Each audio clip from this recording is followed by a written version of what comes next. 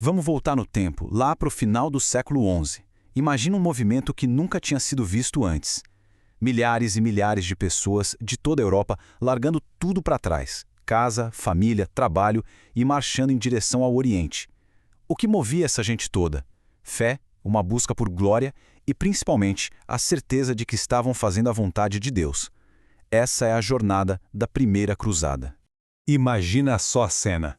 Um único grito que ecoou pela França em 1095 e uniu um continente inteiro. Deus vult, que significa Deus assim o quer. Foi com essa frase, segundo os relatos da época, que a multidão respondeu ao chamado do Papa. E essa frase, gente, ela foi a faísca que acendeu um dos maiores incêndios da história. E aí fica a pergunta, né? Como é que um único discurso, uma única convocação teve o poder de botar exércitos na estrada e levar tanta gente a cruzar o mundo conhecido em direção ao objetivo sagrado? É exatamente nas decisões estratégicas e nas palavras certas que a gente vai mergulhar para entender essa história. Bom, para a gente entender essa história direito, a gente precisa começar pelo começo de verdade. E o mais curioso é que tudo não começou com um chamado para a Guerra Santa, mas sim com um pedido de socorro, quase desesperado, de um império que estava ruindo.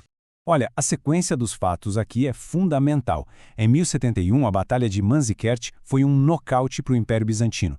Eles não só perderam a batalha, eles perderam a Anatólia, que era tipo o coração, a despensa e o quartel do Império, tudo junto. 24 anos depois, o Papa Urbano II responde, e no ano seguinte, está todo mundo marchando. A velocidade com que tudo aconteceu foi impressionante.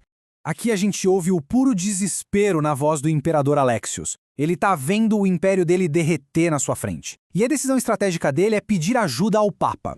Mas atenção, o que ele pediu não foi uma guerra santa para libertar Jerusalém. Ele queria soldados profissionais, mercenários de elite para defender suas fronteiras. Mal sabia ele a força que estava prestes a despertar. E é aqui que o jogo vira completamente. A decisão do Papa Urbano II, lá em Clermont, foi uma jogada de mestre. Ele pegou aquele pedido de ajuda e transformou numa causa muito, muito maior.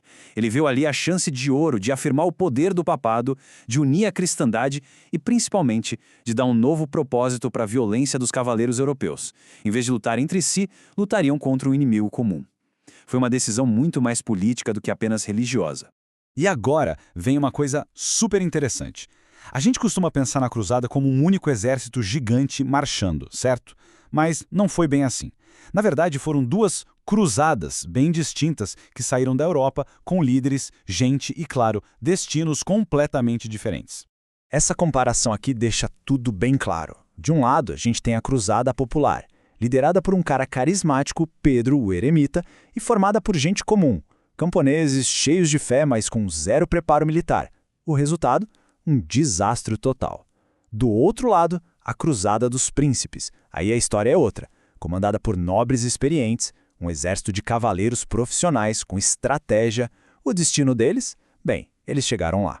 Dá para sentir a paixão nas palavras de Pedro, o eremita. É pura fé. Ele convenceu uma multidão de que a fé era a única armadura de que precisavam, que Deus ia proteger eles no caminho. Só que, na prática, a realidade foi brutal. A fé deles não foi páreo para exércitos organizados, e o movimento acabou de forma trágica e muito rápida. Agora, houve a diferença no discurso do Boimundo, um dos príncipes. A fé está ali, na glória eterna. Mas percebe a outra camada. Jerusalém será nossa. Tem um tom de conquista, de ambição, de poder. Para esses nobres, a cruzada era sim uma missão divina, mas era também a maior oportunidade da vida deles de conseguir terras, riqueza e renome. Mas ninguém pense que a jornada dos príncipes foi um passeio no parque. Longe disso. Foi um caminho duríssimo. E o ponto em que tudo quase desmoronou, o teste de fogo de toda a expedição, foi o cerco de Antioquia, uma decisão estratégica que quase custou a cruzada inteira. É que Antioquia não era uma cidade qualquer. A gente está falando de uma das fortalezas mais famosas da época, com muralhas que eram consideradas intransponíveis. Imagina os cruzados, já exaustos depois de cruzar a Anatólia, dando de cara com aquele monstro de pedra. A decisão de parar e atacar ali foi o teste supremo de coragem e resistência deles. 8 meses. Vamos parar um pouco para pensar no que isso significa. Quase um ano acampado na lama, do lado de fora de uma cidade inimiga, vendo a comida acabar, os amigos morrerem de doença, o moral ir para o chão. O desgaste físico e mental devia ser uma coisa de outro mundo. Isso não sou eu falando, é o relato de um cronista que estava lá. Ele escreveu que a fome era o pior inimigo. O exército estava sendo destruído de dentro para fora. As pessoas morriam de fome no acampamento antes mesmo de ver um inimigo. A situação era absolutamente desesperadora. E aí, quando tudo parecia perdido, acontece uma reviravolta de filme. Eles finalmente entram na cidade com a ajuda de um traidor, mas logo em seguida ficam presos lá dentro, cercados por um exército muçulmano ainda maior. E é nesse momento, no fundo do poço, que eles encontram a suposta lança sagrada. Se ela é a lança de verdade ou não, pouco importava. Para aqueles soldados famintos e desesperados, foi um sinal divino. A moral explodiu. A decisão foi unânime: sair e lutar. E, inacreditavelmente, eles venceram.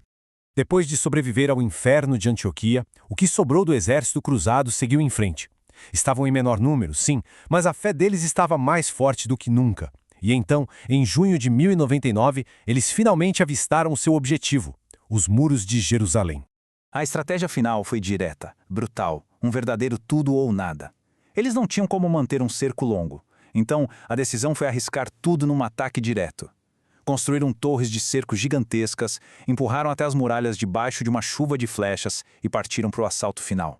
No dia 15 de julho de 1099, o plano deu certo. As defesas foram rompidas. O que se seguiu, segundo as testemunhas, foi uma tomada violenta e um massacre terrível. O objetivo final, depois de 3 anos de sofrimento, tinha sido alcançado, mas o preço em sangue foi altíssimo. Certo, Jerusalém foi conquistada. Fim da história? De jeito nenhum. Agora começava um novo capítulo, cheio de problemas. A grande pergunta era: e agora? Quem vai governar este lugar? A decisão que tomassem ali definiria o futuro do Oriente Médio por séculos.